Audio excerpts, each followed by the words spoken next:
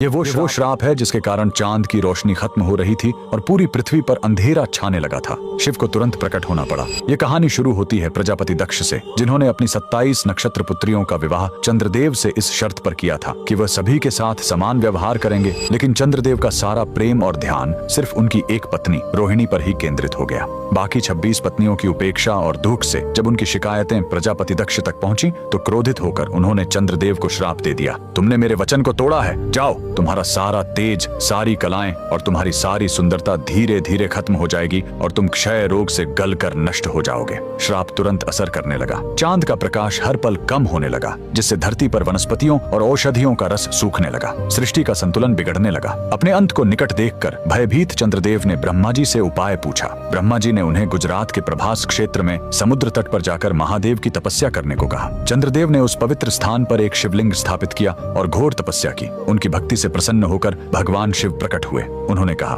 मैं दक्ष के श्राप को पूरी तरह खत्म तो नहीं कर सकता, लेकिन उसका प्रभाव कम कर सकता हूँ। शिव ने वरदान दिया, तुम कृष्ण पक्ष में 15 दिन क्षीण होगे, लेकिन शुक्ल पक्ष में 15 दिन फिर से पूर्ण हो जाओगे। उन्होंने चंद्र को अपने मस्तक पर धारण कर लिया और चंद्रशेखर कहलाए। और जिस ज्योतिर्लिंग की चंद्र ने पूजा की थी वो सोमनाथ, सोम यानी चंद्र के नाथ के नाम से प्रसिद्ध हुआ। और यही सोमनाथ मंदिर भारत का पहला ज्योतिर्लिंग आज भी गुजरात के वेरावल में उसी समुद्र तट पर शान से खड़ा है जहाँ चंद्रदेव ने श्राप से मुक्ति पाई थी। लेकिन रुकिए, इस मंदिर का एक और रहस्य है। यहाँ मौजूद बाण स्तंभ यह बताता है कि यहाँ से लेकर दक्षिणी ध्रुव तक समुद्र के रास्ते में कोई जमीन नहीं है। भगवान शिव के भक्त कमेंट में हर हर महादेव जरूर लिखें।